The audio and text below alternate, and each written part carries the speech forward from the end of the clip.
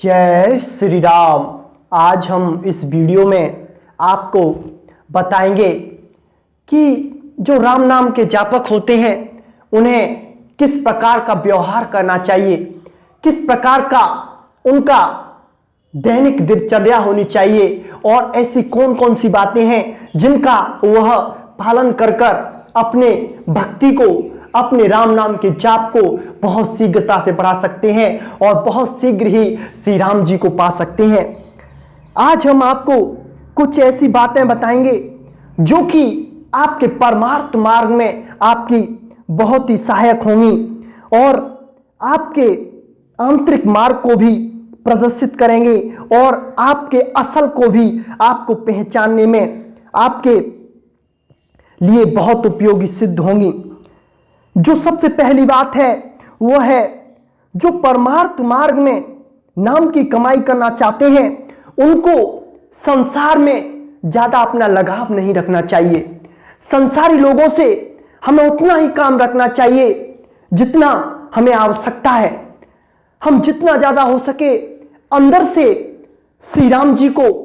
निरंतर उनका स्मरण करें, निरंतर उनको याद करें और संसारी जीवों से जो व्यर्थ के प्रपंच में हमें फंसाने की कोशिश करते हैं, जो व्यर्थ की बातों में जिनका कोई औचित्य ही नहीं है, जिनका कोई महत्व ही नहीं है, ऐसी ऐसी बातों में वो हमें सुनाते हैं, तो उनसे हमारे मन में उनकी वह दुर्वासनाएं भर जाती हैं और हमारी इंद्रियां भी फिर उन भोगों के लिए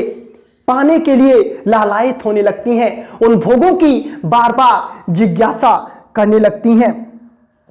जो दूसरी बात है वो है, साधना करने वाले को बहुत बड़ी बड़ी बातें नहीं करनी चाहिए।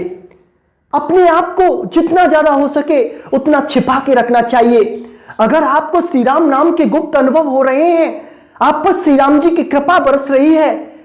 तो आपको उसका अहम अपने अंदर लेके नहीं आना है। आपको उन बातों का कभी भी किसी से भी अहंकार बस उसे बताना नहीं है कि मैं इतना नाम जाप करता हूं, मेरे अंदर ऐसे ऐसे विचार आते हैं, मुझे ऐसे ऐसे अनुभव होते हैं, और आप उस समय अपनी मान बढ़ाई चाहने के लिए अपने अंदर के जो छोटे मोटे अनुभव हैं उन्हें बता देते हैं और जैसे ही आपके अंदर अहम का बीज अंकुरित होता है वैसे ही आपके जो अनुभव आ रहे थे वो लुप्त होते जाते हैं और दोबारा से साधक उसी स्थिति पर आ जाता है जहां से उसने लाख प्रयत्न किया था उस जगह पर जाने के लिए। हमें कभी भी अपने राम नाम के जाप को अहम भाव में लेके नहीं आना है, कभी भी उसका अहंकार नहीं करना है। हम इतनी पूजा करते हैं, हम संसारी जीवों से कोई मतलब नहीं रखते, हम सबसे विरक्त रहते हैं, हम बहुत बड़े नाम जापक हैं, हम श्री राम जी के परम उपासक हैं और इस तरह से आपके अंदर जो भावना आती है और जो आप दूसरे को बताते हो तो दूसरा तो उन बातों से आकर्षित होगा क्योंकि श्री राम जी के गुण अनुवाद ऐसे होते हैं। लेकिन जो आपके अंदर जो थोड़ा बहुत आंतरिक मार्ग प्रकाशित हुआ था वह लुप्त होता जाता है और दोबारा से आप उसी स्थिति में आ जाते हैं। और जो तीसरी बात है वह है, हमारे आंख, हमारे कान, हमारी जबान, नाक, इंद्रियां, इनका फंसाव भोगों की तरफ होता है। यह इंद्रियों के भोगों में और इंद्रियां भोगों के लिए 24 घंटे लालायित रहती हैं और इंद्रियां भोगों की गुलाम रहती हैं। मन इंद्री के द्वार पर बैठकर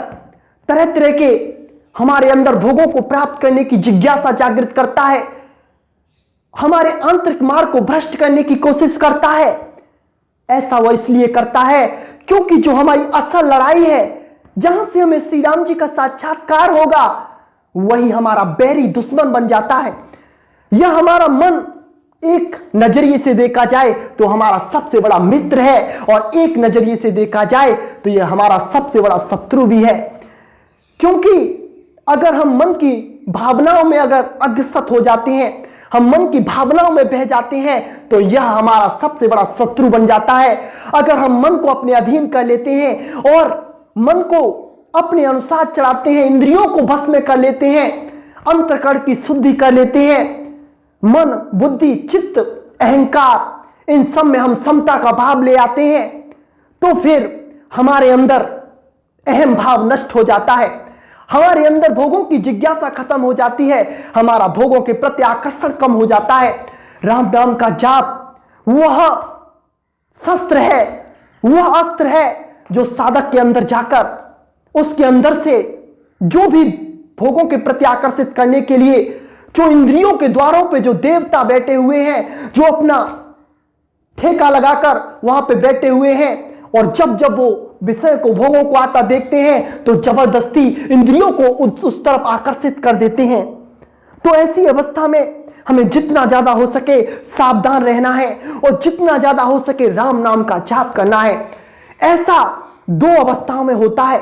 एक तो जब हमारी प्रारंभिक अवस्था होती है उस समय हमें भोगों का आकर्षण बहुत सताता है, और एक जब हम मध्य में पहुंच जाते हैं, जब हम लक्ष्य की तरफ अग्रसित होते हैं और जब हम बीच रास्ते में पहुंच जाते हैं तो फिर यह मन अपनी पूरी शक्ति से हमें डिगाने की कोशिश करता है। यह तरह तरह की बातें, तरह तरह के विषय लोग, तरह तरह के प्रपंच और तरह तरह के विषय आकर्षण हमारे सामने प्रदर्शित करता है, और अपनी पूरी शक्ति लगाकर काम, क्रोध, लोभ, मोह, मत्सर, इन सभी अपने सेनापतियों को लेकर यह साधक को भ्रष्ट करना चाहता है, साधक को परमात्मा मार्ग से हटाना चाहता है। अगर साधक इस समय सावधान हो जाए और अपनी मन की गति को समझे कि मन हमें क्या करवाना चाहता है, किस तरह से यह हमें फंसा रहा है, तो फिर हमें उस समय बहुत धैर्य से, संयम से और श्री राम जी के प्रति आत्मसमर्पण करके पाए नाथ करे पाए गोसाई भूतल परे लखुट